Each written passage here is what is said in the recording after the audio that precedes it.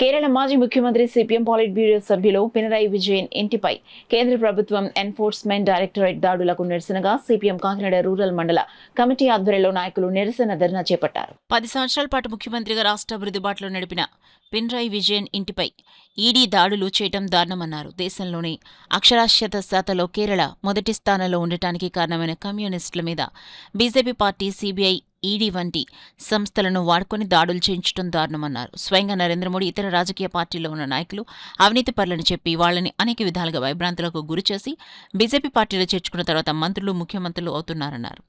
BJP అధికారంలోకి రాకముందు అవినీతి, నల్లధనం, నిరుద్యోగం పెరిగిందని, ధరలు పెరిగాయని, ప్రభుత్వ సంస్థల దుర్వినియోగం జరిగిందని ఆందోళన చేసి నేడు అధికారంలోకి వచ్చి 12 సంవత్సరాలు గడిచిన నల్లధనం, నిరుద్యోగం సమస్య పరిష్కారం కాలేదని విమర్శించారు.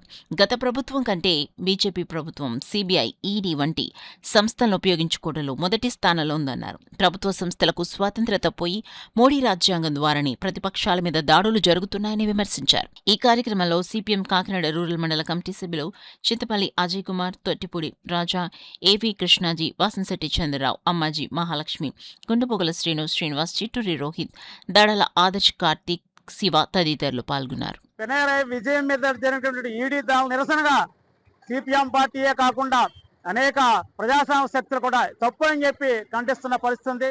కాకినాడ నగరంలో, కాకినాడ రూరల్లో ఉండేటువంటి ప్రజానికం కూడా కమ్యూనిస్టుల మీద చేస్తున్నటువంటి ప్రభుత్వ వైఖరిని, తప్పుడు ప్రచారాలని ఖండించాలని చెప్పి సిపిఎం పార్టీ ఈరోజు కాకినాడ రూరల్ అర్బన్ లో ప్రజానికానికి సిపిఎం పార్టీ విజ్ఞప్తి చేస్తుంది. వాటిలో భాగంగా ఇంద్రపాలెం ధరలకు పెరిగి కనీస వేతనాలు లేక అనేక ఉప్పు, పప్పు ధరలు పెరిగి ప్రజలు ఇబ్బంది పడుతుంటే ఈ యొక్క ఇబ్బందుల నుంచి ప్రజల్ని దారి మళ్లించడం కోసం, వాటికి వ్యతిరేకంగా మాట్లాడకుండా ఉండడం కోసం, వాటికి వ్యతిరేకంగా పోరాటాలు ప్రజల నుంచి రాకుండా ఉండడం కోసం ఈరోజు దారి మళ్లించేటువంటి అనేక చర్యలు కేంద్ర ప్రభుత్వం అట్లాగే రాష్ట్ర ప్రభుత్వం కూడా వ్యవహరిస్తున్నాయి. అసలు విషయాలు పక్కకు పోతున్నాయి.